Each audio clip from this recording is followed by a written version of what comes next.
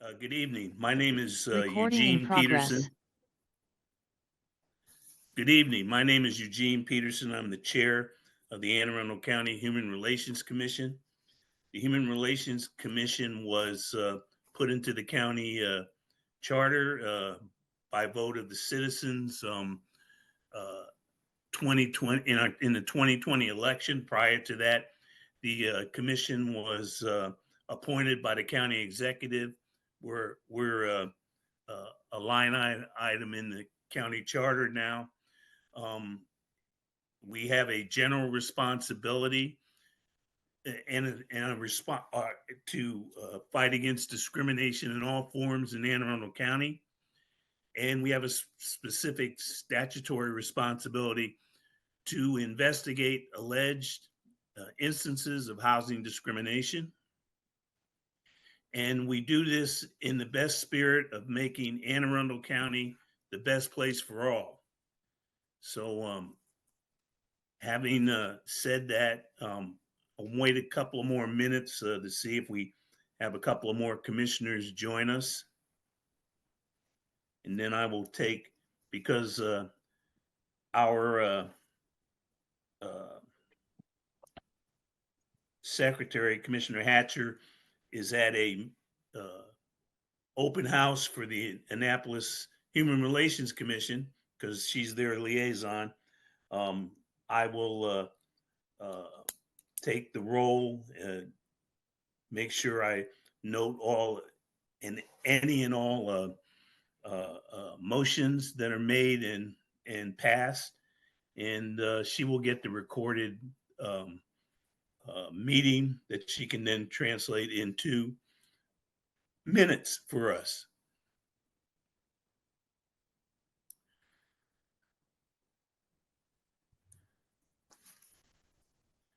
We still don't have a quorum yet. We're working at it.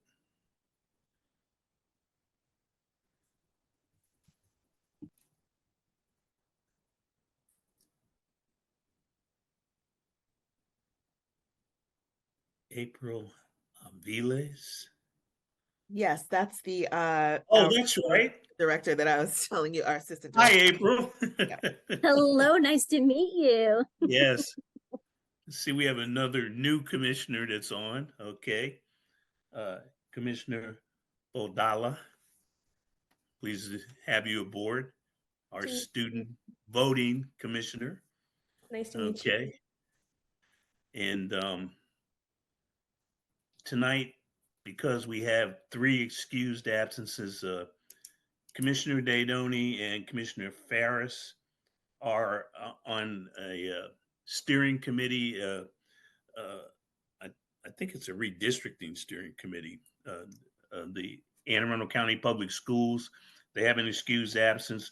And as I said, Commissioner Hatcher is excused because she's representing us at the open house meet and greet for the Annapolis Human Relations Commission. So deducting those 3, that would mean that we would need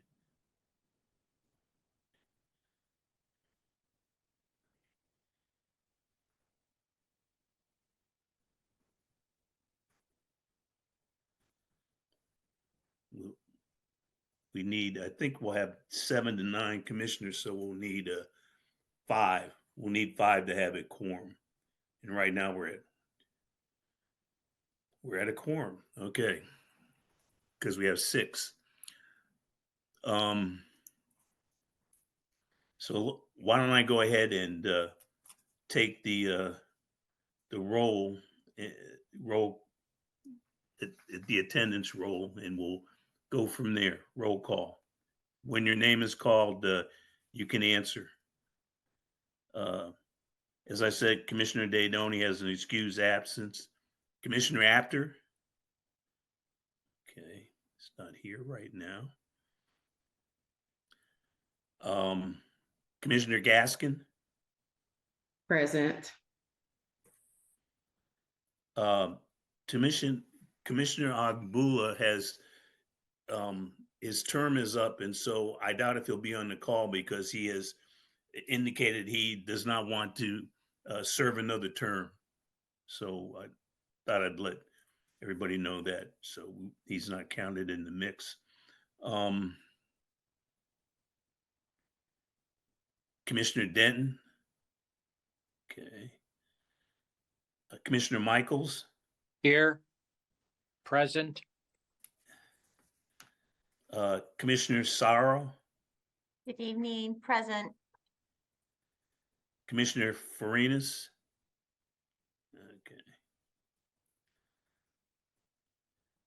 Okay. Commissioner Bodala. Present.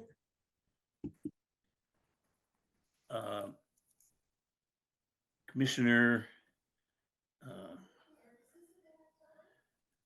oh boy.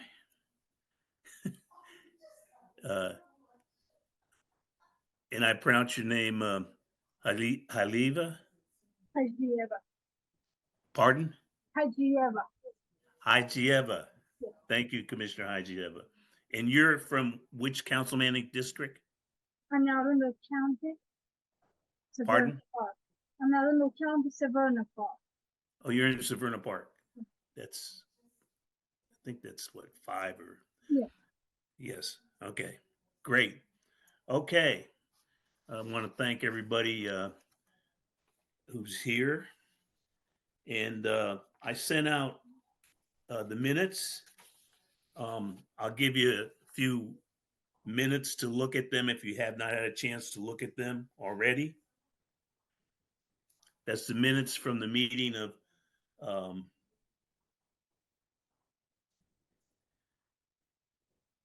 it says August 17th, but it's actually July. I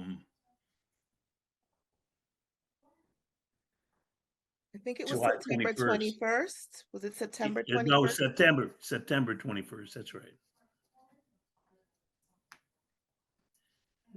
That's my mistake in the agenda. September 21. And I trust that's what the minutes said when you got because I believe I remember that's what they said. Any questions or comments other than technical revisions? Okay, hearing none, I would entertain a motion to accept the minutes of the September 21 meeting. I make a motion to accept the minutes of the September 21st HRC meeting. Okay, I second it.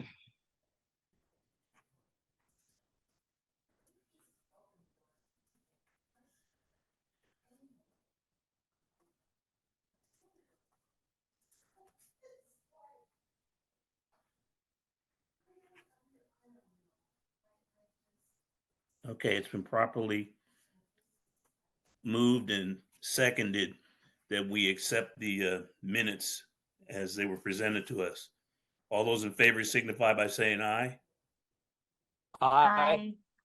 Aye. Any opposed? Okay, motion carries. Now what I'd like to do is have our new commissioners introduce themselves to us and say a few things about yourself, please.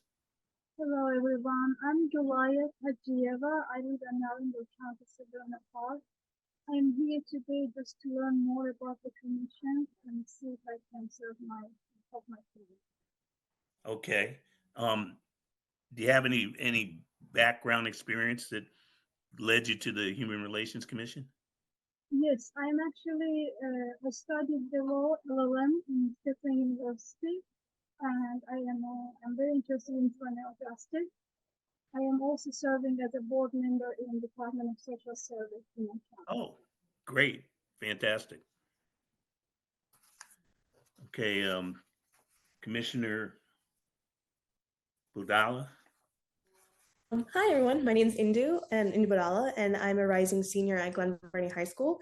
I currently serve on part of the Chesapeake Regional Association Student Council, so that's our school system's regional student councils as the equity coordinator, and I've been on the team for 4 years. So I've just been involved a lot in social advocacy, social justice, and I'm really passionate about equity and just making sure that we're having a plentiful opportunities for everyone, regardless of your background.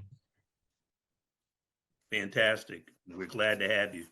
We really value our student members have given us excellent feedback and input, and we know that you will too.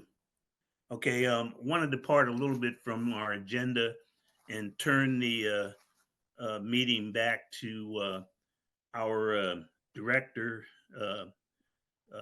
Smith. And why don't you introduce the deputy director, I guess it is. Yes. Hello, everyone. Good evening, and thank you, Chairman Peterson. I would like to introduce to you Dr. April Avalos, who is on the call with us this evening. Dr. Avalos was recently hired as our new Assistant Director of Equity in the Office of Equity and Human Rights.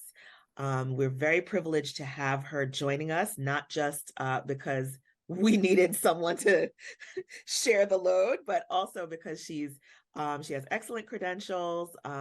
She has a great can-do spirit, and we're just happy that she's here. So just a little bit of background. Dr. Avalos is an accomplished scholar. She's a graduate of Cornell University, UNC Chapel Hill, and Columbia University's Teachers College. She has a background in public health with a focus on health equity issues. She is a certified diversity executive. She's had lots of senior level experience in diversity, equity, and inclusion, especially in the health space. She was most recently the Chief Equity and Organizational Culture Officer at Planned Parenthood in Arizona. And prior to that, she was in the city of New York with the Department of Health and Mental Hygiene, where she worked as a DEI director and an equity communications lead. She's accustomed to working in a challenging environment. Her work in New York occurred during COVID, during the pandemic, which hit New York City pretty hard. And Dr. Avalos has lived in North Carolina, Florida, New York, Arizona, and so we are very happy to have her here now in Maryland. And I'll let her say hello. Yes, please do. Yes, thank you, Asha. I appreciate the warm welcome and thank you all. I'm so happy to be here. This won't be the only time you see me. I hope to become a friendly face. Today, I will be sitting back, listening, learning, and absorbing everything you all say. As Asha mentioned, I'm new to Anne Arundel County, so there's a lot for me to really learn and hear from everyone here. So I'm grateful to you all and all the work you do, and really look forward to building a strong partnership with you all. Fantastic. I would like to, at this point, depart a minute from the agenda. Commissioner Apter asked that we consider, and I think we should probably have a general motion on this, to Director Smith sent us information on the next county council meeting at which they will be discussing first time housing legislation. And I asked Director Smith to talk a little bit about what the legislation is. It's a first step. There's a lot of things we could do to make housing more affordable in Anne Arundel County, but I believe this attacks the rental issue. So why don't you go ahead and give us the outline of what the legislation is? Sure, I'm happy to do that. So many of our neighboring jurisdictions and many jurisdictions around the country have affordable housing legislation that provides for moderately priced dwelling units. And so essentially, the county executive has been really concerned about, he's heard from a lot of our departments and from the school system about how difficult it is for employees to live in the county because of increasing affordability concerns. As the cost of housing has gotten more and more expensive, lots of our what we would call essential workers have been priced out of this market. And so for a long time, we have been hiring folks from Pennsylvania. We've had to, we have firefighters that work their days here and then go home to Pennsylvania. We have folks that come from a ways, really because they can't afford to live in the communities where they work. And so this legislation is intended to address that issue. There's a website that provides information about that. I think I emailed it to, I emailed that link to everyone on this call today so that you have access to the website. The county council will be hearing this issue on November 6th. There's going to be a rally before the county council meeting. And so that rally will be held, I think it's at 6 o'clock. I believe I put the flyer in in that message that I sent to all of you. Our hope is that folks would come out, that they would support, the legislation, or at least, just let your voices be heard on this issue, to the extent that you want to come out to the county council meeting, and give remarks, to testify. All of that would be appreciated. This is an issue that affects all of us. We see affordable housing as an equity issue always. So you're invited to please participate. Okay. Anticipating that we will do both, could you send out to all the commissioners a copy of the proposed legislation? That would be helpful. I'm happy to do that. And just so you know what it'll require, I probably should have said that. It will require for new developments that a certain percentage of units be made affordable. There is a rental section to the legislation. So there's a section that speaks to making rental housing affordable. And there is a section that pertains to homes for purchase, right? So for home buying as well. And yes, I will send the legislation out. Thank you. Right. Okay, because now I appreciate that. I guess at this point in time, Commissioner Apter, would you like to make a motion? You're on mute, Commissioner Apter. Mute yourself.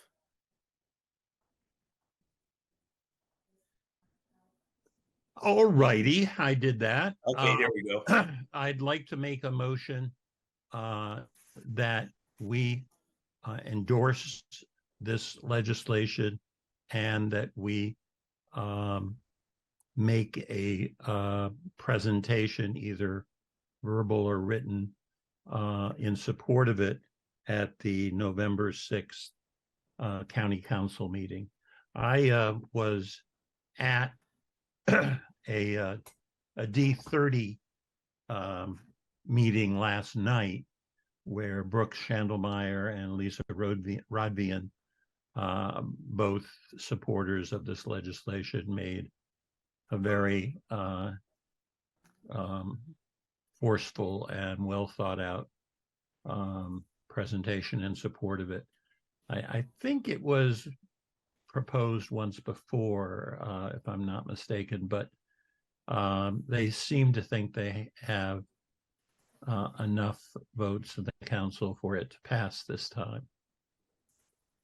And it's basically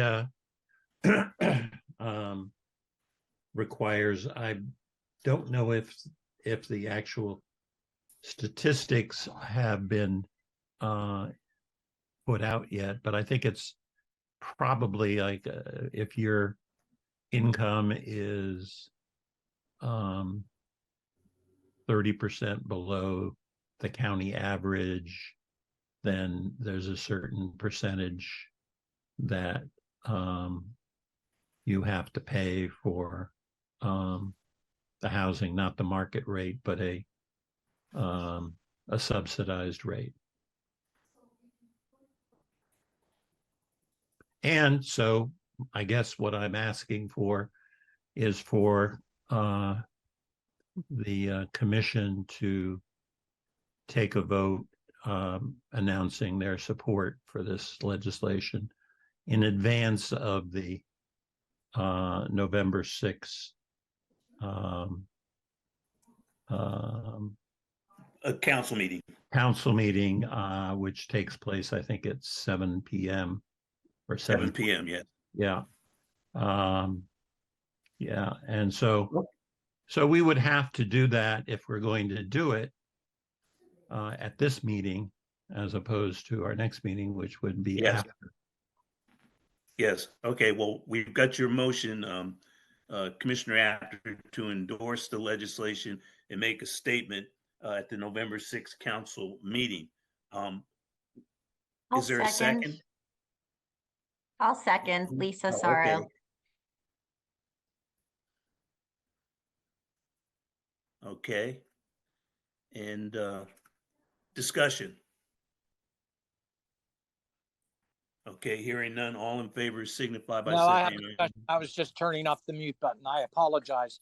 All I was going to say is in support of this November 6th rally that we're supposed to be at the county council.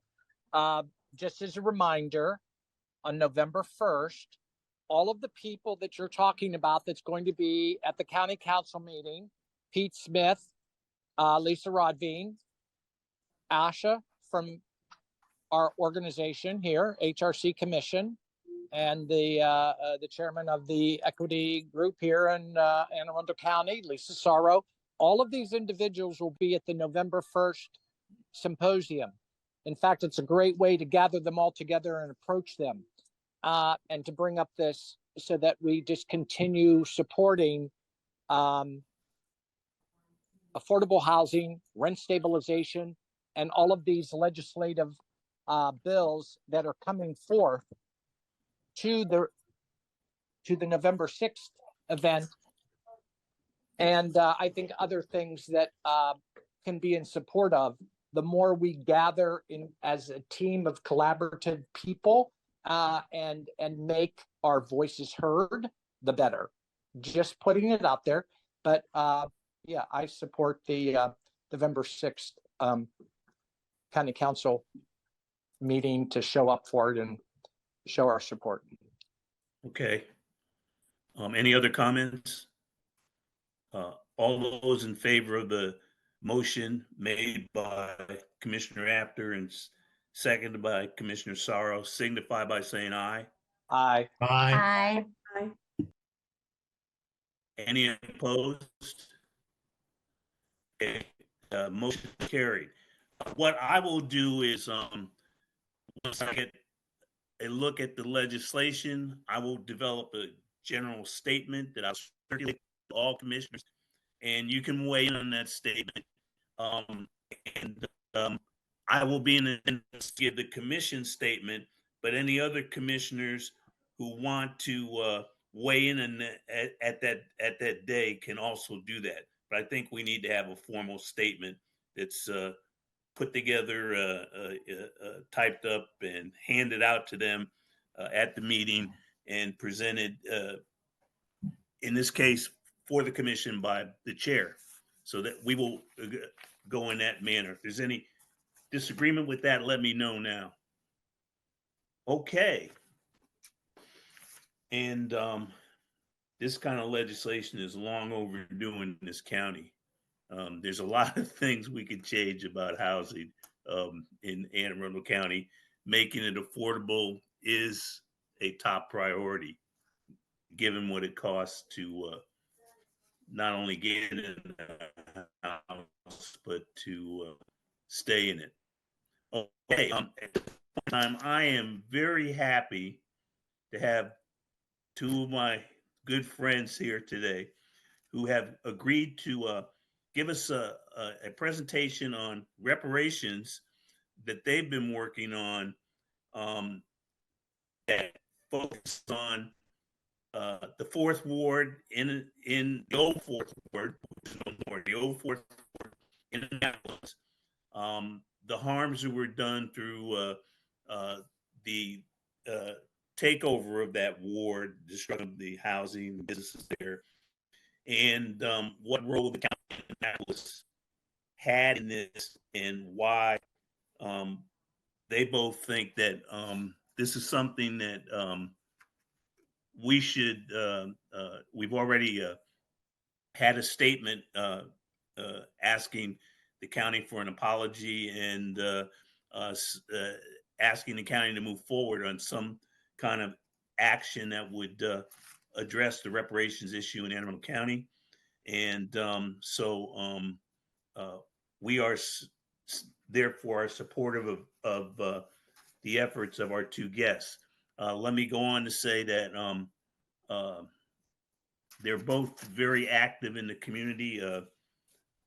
Argo Duenas is a member of the Caucus of African American Leaders and has done a lot of other things throughout the county, throughout Annapolis and Anne Arundel County, and works diligently to help make this the best place for all. Cynthia Carter, many of you know her as a former Annapolis council member, who alder person, who was the first African American and also the first one to get elected, I believe, by write-in, which was quite a feat. Happy to have you both, and let me turn the meeting over to you and let you all give us your presentation. Thank you so very much for the invitation. Argo and I will do our best to inform you of where we are or what it is that we expect to get from reparations. Reparation is something that you'll be able to explain to you, but I am one of the older members from the old Fourth Ward community. I lived in public housing at the time, but I had shared housing with a family that was in the Fourth Ward as I was growing up. A lot of things have changed. We had a lot of businesses. We were so self-sustaining there, and a lot of families were displaced. Many of them were renters, but there were a lot of them that were owning their own homes, which of course they could not get any assistance or financing from the banks to do whatever they need to do to upgrade their property. Or as it was, Argo will explain to you what happened through the process of eminent domain and how that affected her family. She's a direct descendant from the Fourth Ward, the old Fourth Ward. All right, Argo, you can go right ahead, honey. Can you hear? We can't unmute yourself. Unmute yourself.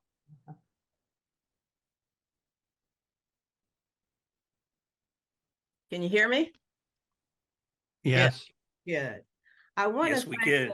the County Human Relations Commission for inviting us to share a brief history of the old Fourth Ward, some fond memories, and how Annapolis in the late 1960s and 70s, following a Maryland legislative mandate, established and enforced an Annapolis Urban Renewal Authority Board to identify blighted or slum areas to displace and dislocate homeowners, residents, and small businesses, truly in a very thriving, self-sustaining, economically vibrant community, now renamed the Old Fourth Ward. The homes were actually replaced with government buildings and garages. And in the, I think, 1980s, the federal government concluded that it was done illegally through urban renewal, which Robert Eves coined urban removal, and it totally decimated, displaced homeowners, businesses. It collapsed the economic base, and it also destroyed and wiped out generational wealth. My name is Argo Duenas. I'm a native Annapolitan, a living descendant of the old Fourth Ward, a member of CAL and the NAACP, I'm deeply, deeply rooted in my community. I've been a business owner for 35 years. I still work, and I'm a veteran. So I'd like to give you a little bit of history about the Old Fourth Ward, if you will indulge me a minute. Annapolis truly is my home and my heart.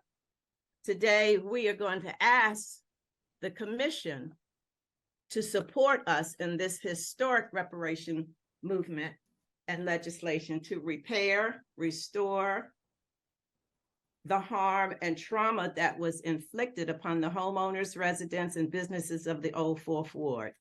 I'd like to give you a little brief history of the Old Fourth Ward again. Old Fourth Ward was the core of our African-American community in the early 19th century. The community grew up around Asbury Methodist Church, St. Philip's Church, St. Augustine's Church, fraternal organizations, and the Stanton Center. My family were members of Asbury Church, and I attended Adams Park Elementary School and Stanton Center. Our community was blessed to have the churches as our lighthouse, guiding families and with spiritual principles during the Jim Crow and segregation era. Despite the harsh realities of discrimination that lay outside of our community, we thrived as a people of color. The Old Fourth Ward was not only our sacred vortex, but our happy place of peace, love, and unity in the community. The Fourth Ward was formed in 1920 and encompassed the land from St. John's College to Church Circle to West Street and South Street. As a political entity, the Old Fourth Ward continued to expand to West Street and towards Parole. Eventually, it was incorporated in Ward 2 around 1951. In 1960s and 1970s, 33 homes and many businesses were relocated or lost to an expanding local and state government footprint during urban renewal, which many of us still call urban removal. Allow me to just share a few minutes, if you will, of my family's history and early life in our beloved community. I lived in a multi-generational household. My great-grandmother owned the properties. My grandparents raised us. So we had my grandparents, my great-grandparents, the grandchildren, and an uncle. Our home was located on West Washington Street, where the Whitmore garage is. My grandparents, like many other homeowners, had paid off their mortgage. They didn't have a mortgage. Life was great for us during that time. We had a bustling, busy, thriving community where neighbors were our extended families. We felt safe, loved, and cared for. The community of working class people and the family, we had strong work ethics. We had family values, education, community service, and a deep reverence for God and spiritual principles. We had many small Black businesses, restaurants, hotels, real estate brokerage, liquor store, barbershops, hair salons, funeral homes, primary care doctors, delis, all services needed to sustain a community. These Black businesses modeled for us a pathway and a blueprint for our financial freedom and future. Many of the homeowners became mentors and coaches, inspiring the young people to pursue education and our aspirations. One of my fondest memories of living on West Washington Street was listening to some of the local jazz and blues artists from my bedroom window. In fact, my father was a great saxophone player in Annapolis. I truly developed a deep appreciation for music from the Old Fourth Ward. For music was always in the air. The Old Fourth Ward, I'm told, was called Little Harlem because many of the all-time great jazz and blues artists traveled to Annapolis to play at the nightclubs and hotels, which were located on the street where I lived, West Washington Street. So, you know, the nightlife was the right life and people had a lot of fun there. The renowned and incomparable Pearl Bailey was one of them. I understand that she lived at Washington Hotel for 2 years, believe it or not. I started by saying that life was great living in the old Fourth Ward, despite the harsh realities of segregation, housing discrimination, and the destruction and the dissemination of a thriving, self-sustaining community, wiping out generational wealth to the living descendants and future generations of the old Fourth Ward. However, today, the spirit of the Fourth Ward still lives on in our hearts, in our minds. And because of the old Fourth Ward, here I am. So we want to make reparations make a real tangible difference. I'm talking about a real tangible difference. I appreciate all the awards, the murals, the statues, preserving our history. I appreciate all of that, but we want to make a real tangible difference in the lives of the descendants and their future generations because we deserve it. Cynthia, I'm giving this back to you. Yeah, you did a real job. As usual, you can really get deep into what the reparations is about. And I hope that if anything that you guys have question-wise or concerns about reparation, I appreciate if you would share them with us so that we can carry this out so that everybody can be, it's going to be a win-win situation. We're getting your support. We have a resolution from Cal's committee. We have a resolution from the Annapolis City Human Relations Commission, and we're asking for your support. Yes, we are. Thank you. And thank you again, Commissioner and all of the members. We do appreciate the time, and we will keep you informed.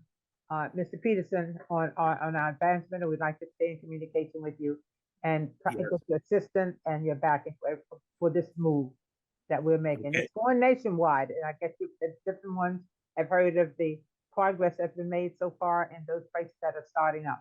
But this is a national thing, and it's going federally. Yes, absolutely. Yes, go ahead. Do any of the commissioners have any comments, questions? I do. I would like to kind of hear what kind of reparations are being proposed. There, around the country, there are various and sundry proposals, and some have been enacted. But, you know, what are you proposing specifically in the way of reparations here in Annapolis? Cynthia? At this moment, we have not structured anything of exactly what the reparation should look like. But there are many things. This is why we're going to have a listening section so that people can come in and give their opinion about it. But there is one area that have already done this, and that is out with the Robin Simmons out of Evanston, Illinois. She has gotten it in their community. She's a former alderperson or council person in her city. And she was successful at getting it promoted, getting the legislation, and having it served. We have nothing concrete just at this moment, but we have several things on the table. It's upon discussion, and we have not agreed to anything, but we do need to hear from the community and those concerned around, because we know this is just the basis. This is going to expand all over the county, the state, but this is the one that we're starting will be the foundation for it to grow in other areas. But for Anne Arundel County and Annapolis, we would like to have it as using the old Fourth Ward as our palm, and we have to have that to get started. But nothing is concretely in place. We just need the backing and the support, and then to get the legislation to get it moving. Yeah, we're still working on the harms report. Now, the harms report will be presented to the city and the county. We will be having a listening session November the 4th from the living descendants of the old Fourth Ward, who will share their stories and how urban renewal impacted them negatively. And we will also get an idea of what they think reparations looks like for them. So we're still working on it. Carl is working diligently with us to swiftly and strategically get this done through the city and through the county. Robin Sue Simmons you can Google of Evanston, Illinois in 2019 was able to get reparation legislation passed through the city of Illinois. And they used cannabis tax money to fund the repayment. They started off with housing benefits. So they would give the descendants monies to pay down their mortgage or to pay off their mortgage or pass it on down to their descendants or do home repairs. So there are various ways reparation can be implemented, and we are studying that right now. We are also in collaboration with Ms. Simmons, who have started a nonprofit called First Repair. And what she does is she goes around the country, she goes around the nation, sharing the blueprint and the pathway to legislation reparations with local jurisdictions. And we've had 2 sessions with her already. And we intend to bring her to Annapolis so that she can collaborate with our council people. Any other questions?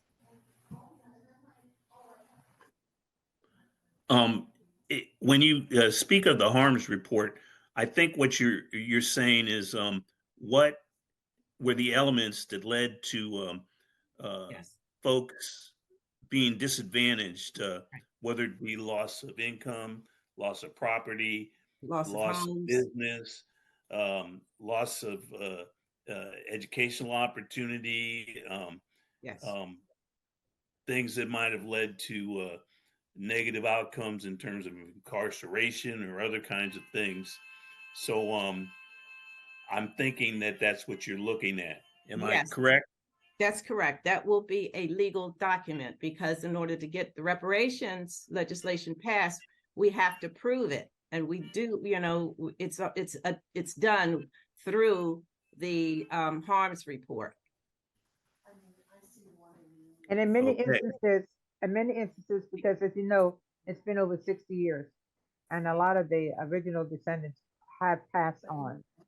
Some very few of their family members are around because when they had that eminent domain shut down and clean out that community, they were dispersed all over the city and the county.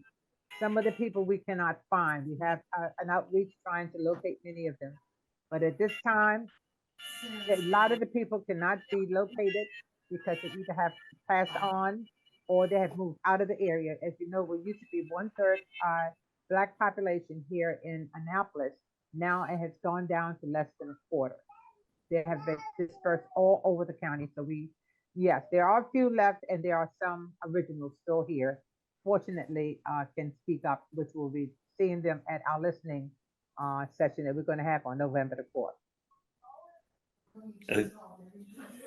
Commissioner Apter, does that address your question? Yeah, but it also brings up other questions. I'd read previously about the Evanston Initiative and its reliance on cannabis money. Unfortunately, Annapolis doesn't have any control over cannabis money. It's the county and the state. And I was wondering if you guys have addressed that. Well, it was the county that actually confiscated the homes. Okay. As the county replaced those homes with garages and government buildings. There are government buildings, county buildings, that state buildings and county buildings that are also their properties. So actually it was the city and the county. The city was complicit, the county did it. So they were, yes, in cahoots together. And the federal government concluded that it was illegal.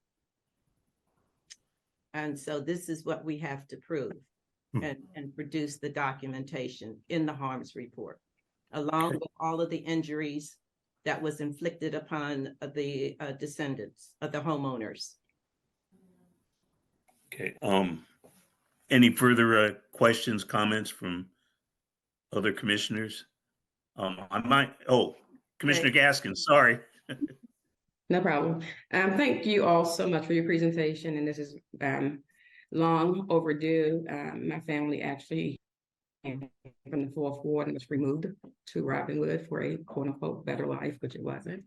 But anyway, I think so what you were looking for from us is just a statement of support to say that we support your efforts to develop a plan for a path forward for reparations. Yes, So the that's resolution. all right. Yes, thank you. Thank you.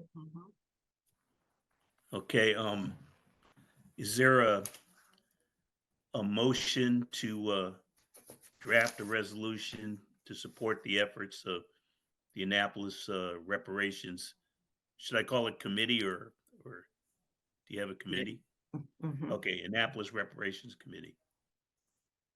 I make a motion. It's the Can I address it, readjust that? It's the CAL's, CAL's committee. CAL's Committee of Reparations. The Okay, what committee? CAL. It's Caucus of Oh, African. Cal. Okay. Mhm. it's CAL Reparation Committee. I'm sorry, but Okay. you spell that? I can't make up the word. It's an acronym, CAAL. Got you. Cal. CAL. yeah, call, yeah. And Carl Snowden Caucus is of the African convener. American Leaders. It's the Council of African American Leaders Correct. in Right. Arundel County. Right. So I make a motion that we make help me, Mr. Peterson, Commissioner Peterson, we make a statement, okay, now I don't know what I'm making.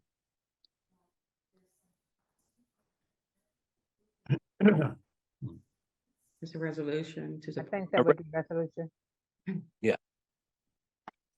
I make a resolution from the HRC Commission to support Cal. Okay. That's kind of vague. CAL's Reparation Committee. Cal reparation. Okay. Maybe I need to write it down. I make a motion for the HRC to support the Cal Reparations Committee Yeah. Okay. in their work. A second. Who was the second? Oh, okay. Sorry.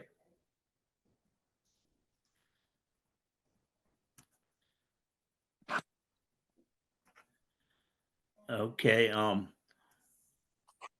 Discussion. Okay. Hearing none. All in favor signify by saying aye. Aye. Aye. All opposed? Okay, motion carries unanimously. And I will work with Cynthia and Argo, share the resolution, and then share it with the committee and with the commission rather, and then we'll send it to the county council president and county executive. That I think we need to also either before or simultaneously send it to the leadership of Cal. okay? Yes, You should have it too, yeah. you're right. You're right. Thank Yes, you. we'll send. Yeah, we'll send it to all those. Okay, good point. All right. Thank you so very much for your time and your support. And we look to see you real soon with Yes. some very good news. All right. Thank you so Yes. much. Thank you so And kindly. Thank you. thank And you Faye, all I'd for like what to you're talk doing. to you. Faye Gaston, I'd like to speak with you when you get a chance. I can put my number, I guess, in the chat. Okay. Okay. Okay. God bless Thank everybody. you. God bless you. Take care. Thank you, ladies. Thank Okay. you. Bye-bye. Thank you for your support. Thank You you. bet. Okay. I just might want to add this just the Annapolis effort is a great effort, but I'm reminded of Freetown Yep. and its origin. Yeah. And a good friend of ours, Tony Spencer, his family had that's right. farming land there. That's that right. was taken away. Mm-hmm. So there are different areas in the county where this can be done. There's some responsibility for this. So, we want to it should have a countywide. We're establishing the precedent. So we want to set a precedent for all the other jurisdictions. So we get your support, get this passed, then that blueprint will go right to you, and we'll go throughout the state of Maryland. Yes. We want the state of Maryland to be the second state to pass. It wasn't a state that's passed it. It was the city of Evanston, That's not right. Illinois. That's right. But we want the, I know, I hear what you're saying, but we want to set precedent here. So the city of Annapolis will be the first city in the state of Maryland. Well, then there is one state in the United States that has passed legislation, which is the great state of California. They passed reparations legislation. When did they do that? I think it was last session or a couple of sessions ago. Are you absolutely sure about that? Because they're communicating. That's excellent.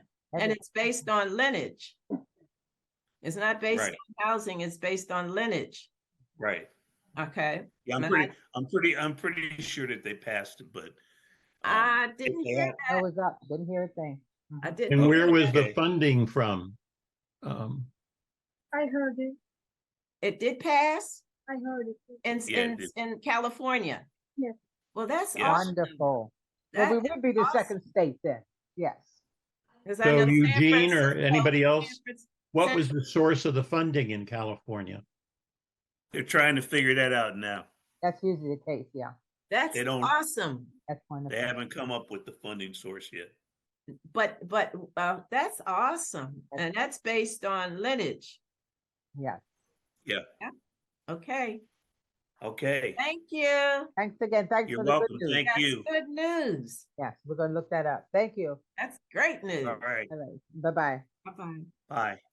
I'd like to move on to our next item, which is the report from Director Smith, the Director of Equity and Human Rights in the county. Thank you. Good evening again, everyone. Happy Disability Employment Awareness Month and happy LGBTQ+ History Month. Just wanted to give some quick administrative updates. We had a discussion about the bios, about posting commissioner bios. If you haven't done it yet, and if you need, well, you're not going to post it, but if you haven't sent me your information yet, please feel free to go ahead. If you have concerns, don't hesitate to share them with me via email. I did send out a little sort of a template, I'd say, or an example of a way to do one. We're not looking for all of your personal information, certainly not. I think it can be brief. 3 sentences feels like it's enough. And so if you have any questions or concerns, let me know. I wanted to give a little update. Well, we talked about the MPDU bill, the Essential Worker Housing Affordability Act, which is what it's called. And so you have that information. The next thing that I wanted to bring before the commission is Crownsville Park. Many of you may know, but in case you don't, I want you to be aware that the county is undertaking a major project at the former Crownsville Hospital site. That hospital used to be the Crownsville State Hospital for the Negro Insane. There is a long history around that property. The county acquired it and is in the process of developing a park there. The park will have lots of uses. It's a multi-use It's intended to be a multi-use area. So we're looking at a memorial for some of the things. If you haven't researched Crownsville, if you don't know about it, look it up. There's a movie, there's a book that's coming out. I think it's important for this group probably to be educated on what it is. But more than that, you know, the county is soliciting feedback about what should be on the site, how people think the site should be used to create healing and wellness in that space. And so there is an email link. I just put it in the chat. There's an email address. If you send your comments about how the space should be used, how that site should be developed, these comments will get to the project planners who are working on this.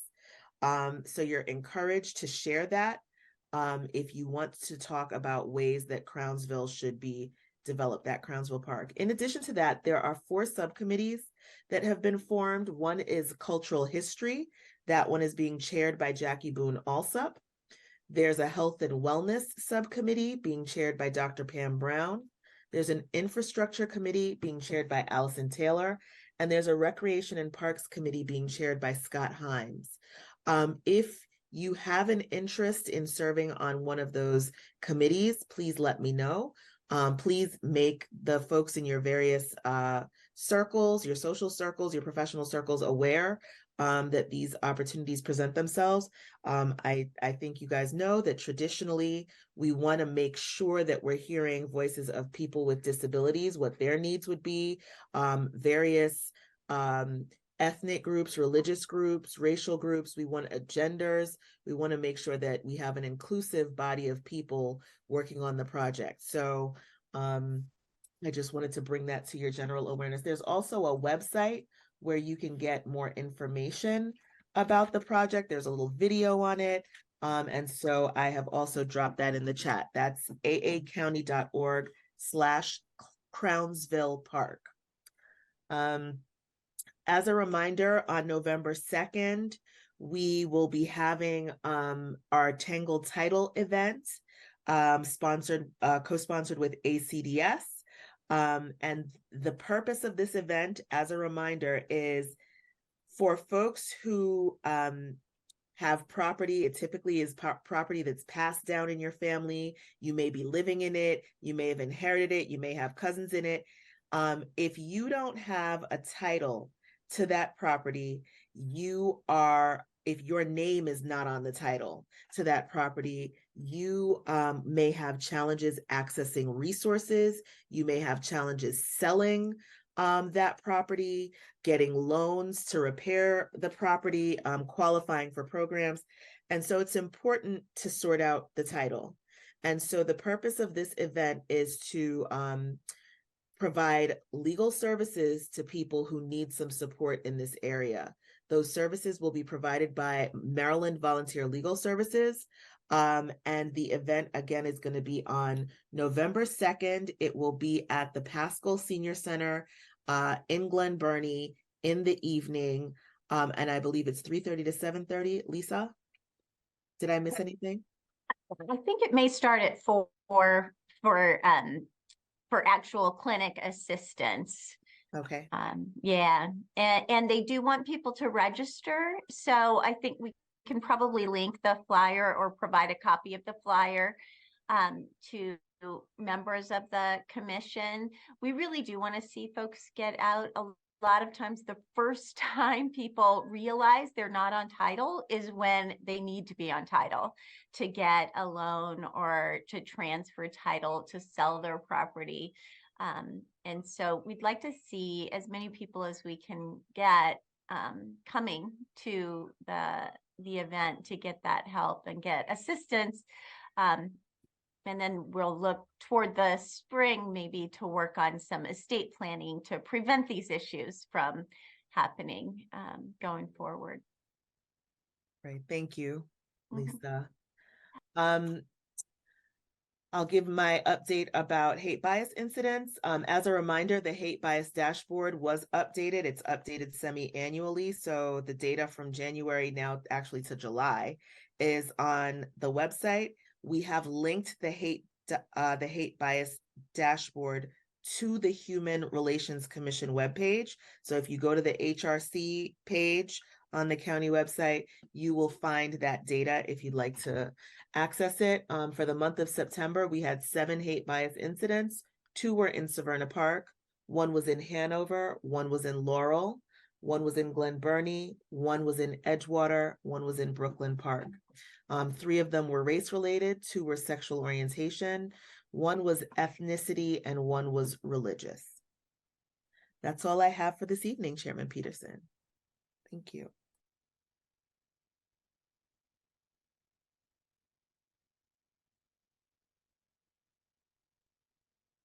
Chairman Peterson, you're muted.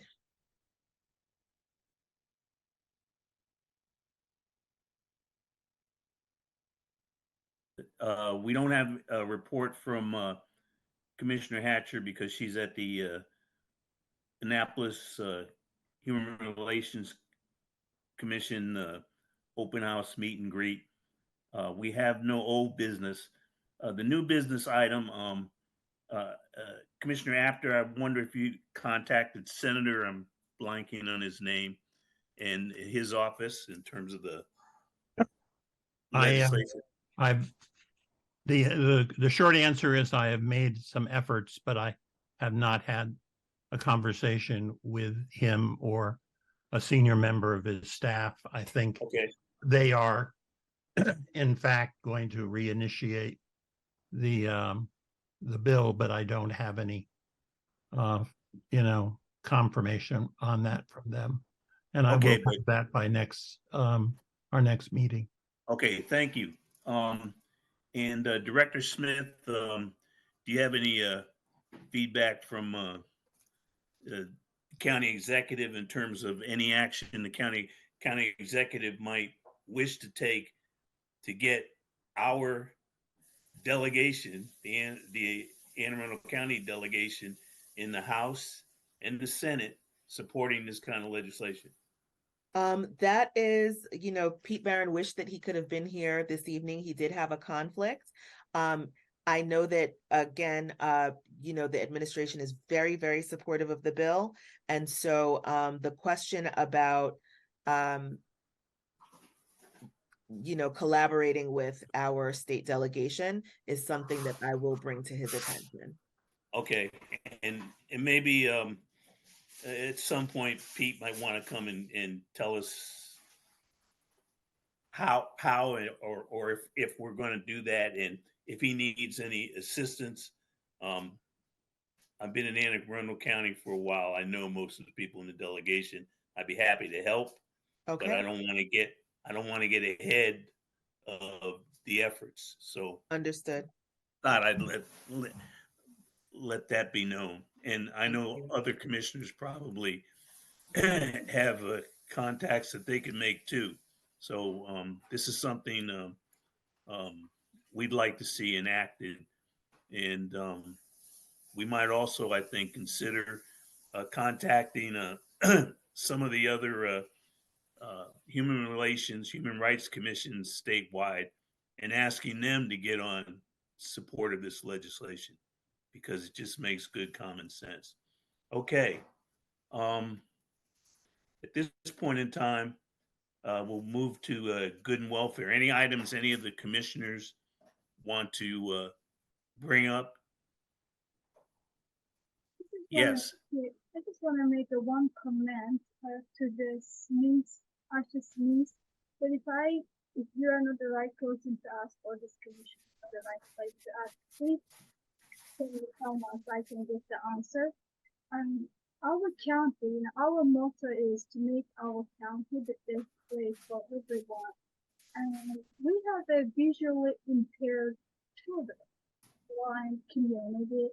And as I take my daughters to playgrounds in my town, I can see any playgrounds that the disabled, visually or physically disabled children could play. We really don't have any playground where you can take the wheelchair. We know that so many children who are using them.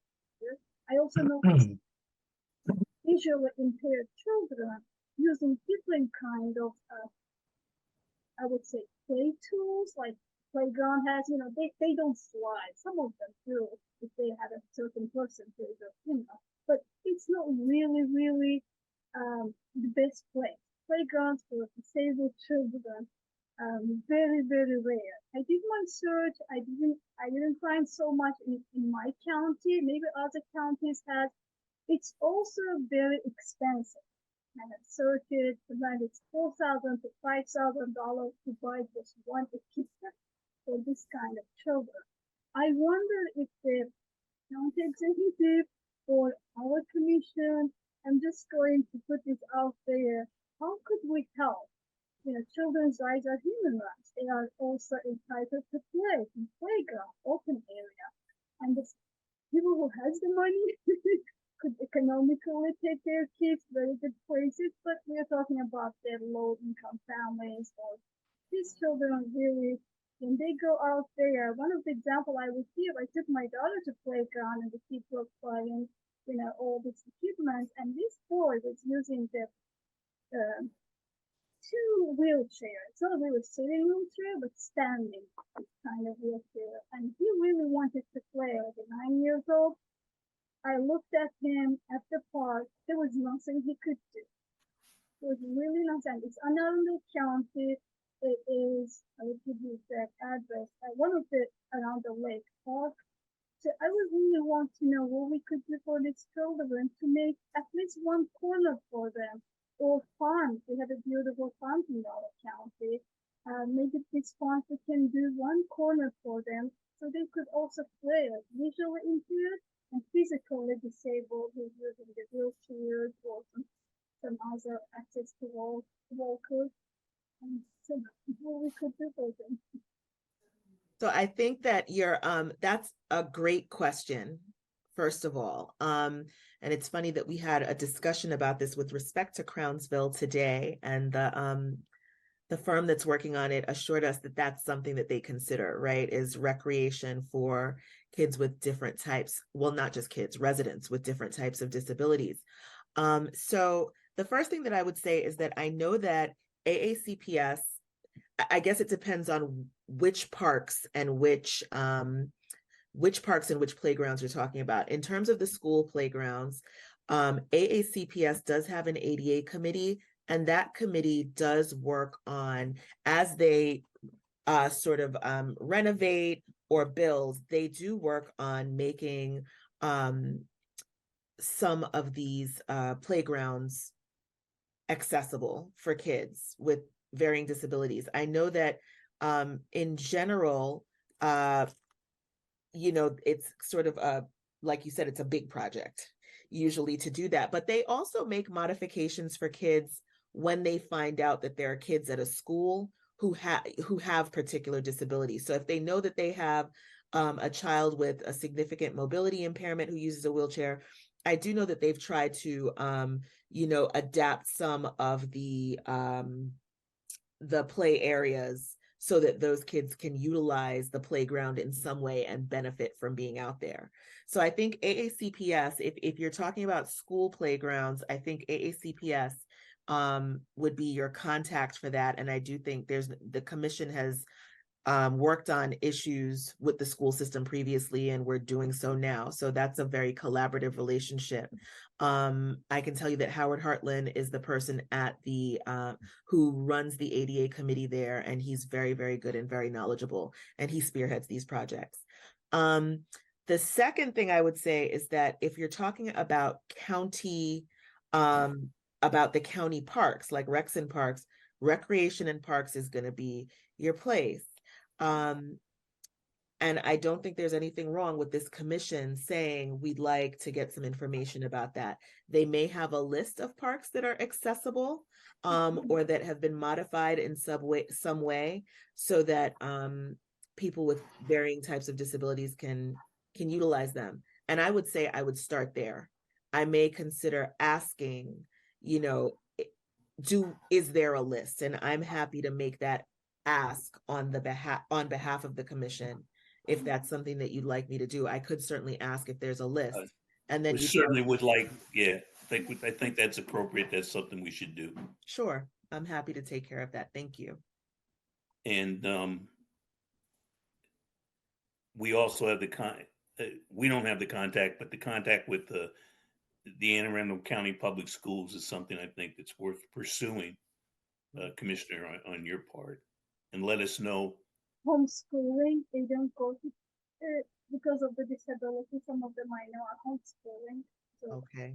Yeah, but they could still use county, whether they're homeschooled or not. They could still use county school district playgrounds. There's no sign that says you have to be a county student to do that. So I think it would be worth your while to look into that. Okay, thank you for that inquiry. That was the kind of activity that commissioners should do when you have an issue that's important to you. Bring it to us, and we will do our best to address it. Don't have any other announcements. I would like to say at this point in time that our next monthly meeting will be Thursday, November 16th. We will continue with the Zoom format at 6 p.m. And at this point in time, I would entertain a motion to adjourn. I will move to adjourn. Okay. Lisa Sorrow. Right.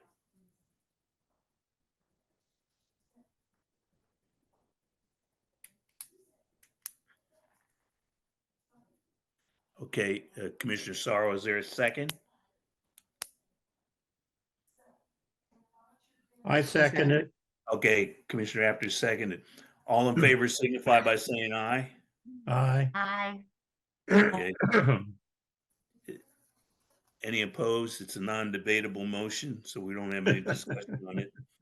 I want to thank everybody for commissioners for your attendance and interest in the efforts of the commission, and anyone else who tuned in tonight. You can let your friends know that these meetings appear on YouTube in about a week, so you can find this meeting on YouTube. So with that, I'll thank everybody and close the meeting. Thank you. Have a great evening, everyone. Good night. Bye. Thank you so much. Bye. Recording stopped. Bye.